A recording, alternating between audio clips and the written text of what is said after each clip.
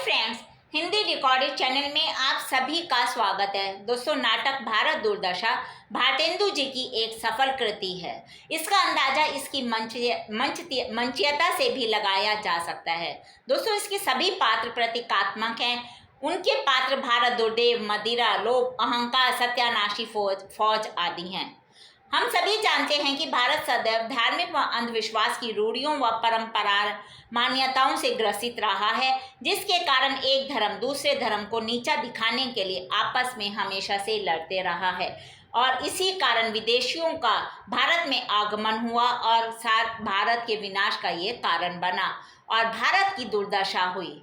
तो आज हम भारतेंदु जी द्वारा रचित भारत दुर्दशा नाटक की मूल संवेदना पर चर्चा करेंगे। तो चलिए दोस्तों, शुरू करते हैं अपना आज का अध्याय और जानते हैं भारत दुर्दशा की नाटक की मूल संवेदना। भारत दुर्दशा नाटक में भारतेंदु ने युग की राजनीतिक गतिविधियों, सामाजिक परिस्थितियों और भारतीयों द्वारा अंग्रेजी सभ्यता के गुणों को छोड़कर दुष्प्रवृत्तियों को अपनाया है। सामाजिक अंधविश्वास, अज्ञान और असंगठित प्रवृत्तियों में फंसे रहने की उन समस्त समस्याओं का सजीव चित्रण नाटककार ने अपने नाटक में किया है, जिनसे उस समय भारत ग्रसित था और इसके लिए उन्होंने अपने नाटक का नायक भारत को बनाया है। भारत जो नाटक का नायक है, उसके द्वारा भारतेंदु जी ने जो भारत की दुर्दशा है उसको दिखाया है। उन्होंने भारत के माध्यम से उन सभी समस्याओं को प्रतीक पात्रों के रूप में चित्रित किया है, जिनके कारण भारत दुर्दशा के कगार पर पहुंचा। हमारे देश की जो दुर्दशा हुई वो किस तरह से हुई, यह सब उन्होंने अपने नाटकों में प्रतीकात्मक पात्रों के द्वारा दिखाया है। इस प्रकार भारत दुर्दशा में नाटककार ने अपने युग का प्रत्यक्ष, यथार्थ एवं जीवंत प्रतिबिंब प्रस्तुत किया है। हम सभी जानते हैं दोस्तों कि भारतेंदु युग के सच्चे एवं राष्ट्रवादी साहित्यकार थे और इसमें कोई भी दो राय नहीं कि उनका पूरा झुकाव हिंदू राष्ट्रवादिता की ओर था। पर वे इसके हिंदू राष्ट्रवादिता के साथ साथ वे राजभक्त और देशभक्त दोनों ही थे। लेकिन वो राजभक्त से बड़े देशभक्त थे, क्योंकि राजभक्त होते हुए ब्रिटिश साम्राज्य में जो उन्हें बुरा लगा उसका उन्होंने जबरदस्त विरोध भी किया। डॉक्टर कृष्णदेव शर्मा कहते हैं कि उनकी राजभक्ति और देशभक्ति की अपनी सीमाएं थी और वो अपनी उन सीमाओं का कभी उल्लंघन नहीं करते थे। कर्तव्य और संस्कार वश वह राजभक्ति प्रकट करते हैं और परिस्थिति के अनुसार, यानी कि 1857 की क्रांति और 1858 के घोषणा पत्र आदि के प्रकाशन में वैध रूप से अपने आर्थिक और सांस्कृतिक विकास के लिए राजकीय सहयोग भी मांगते हैं। अंग्रेजों के ज्ञान विज्ञान की वो सराहना करते हैं, लेकिन उसके साथ ही उनके आर्थिक शोषण के विविध साधनों पर खुलकर व्यंग भी करने से नहीं हिचकते। प्रेस एक्ट आदि पर आक्षेप भी करते हैं और साथ ही साथ निरंकुशता के विरुद्ध खड़े होकर सवाल जवाब करने का भी साहस दिखाते हैं। दोस्तों, इसी प्रकार भारतेंदु जी की अपनी देशभक्ति की भी सीमाएं हैं। उनके समस्त विचार श्रेष्ठ हैं। यह देश केवल भारतीयों का है और विदेशी लोगों का सहयोग हमें भलाई के लिए, अपनी भलाई के लिए नहीं लेना चाहिए, ऐसा उनका मानना था। विरोध और क्रांति ही हमारा मार्ग होना चाहिए। इस प्रकार की देशभक्ति उन्हें बिल्कुल भी मान्य नहीं थी। धर्म वह है जो समय के अनुसार नवीनता ग्रहण करता हुआ समाज की रक्षा करे। विदेशी शिक्षा और संस्कृति के क्षेत्रों में देश को उर्वरक एवं रम्य बना सके, ऐसी देशभक्ति उन्हें मान्य थी। वो मानते थे कि धर्म वही है जो देश के लिए सही हो, देश को नवीनता प्रदान करे। इसके लिए वो विदेशी शिक्षा को अपनाने से भी नहीं चकते हैं। भारत दुर्दशा में व्यक्त उनकी राष्ट्रीय भावना इसी श्रेणी में आती है।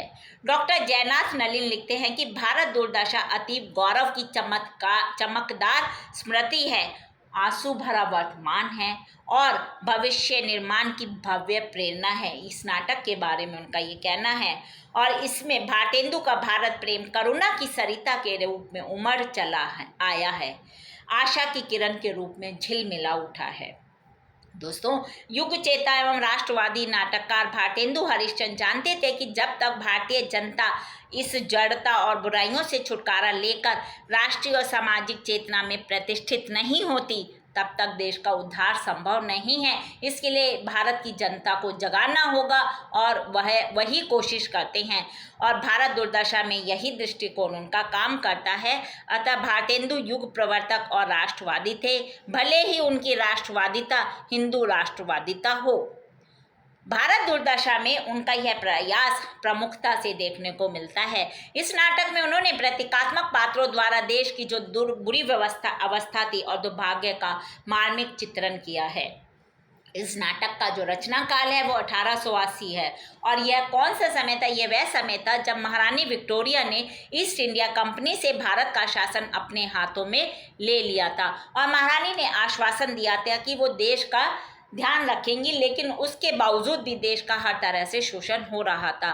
भारतीयों के हृदय में कहीं ना कहीं इस समय अंग्रेजी शासन के प्रति विश्वास जमने लगा था, क्योंकि कुछ उदार प्रकृति के अंग्रेज भारतीयों को स्नेह भी दे रहे थे, पर इसमें कुछ निश्चितता या स्थिरता का भाव नहीं था और भारतीयों में यहाँ संगठन की कमी थी।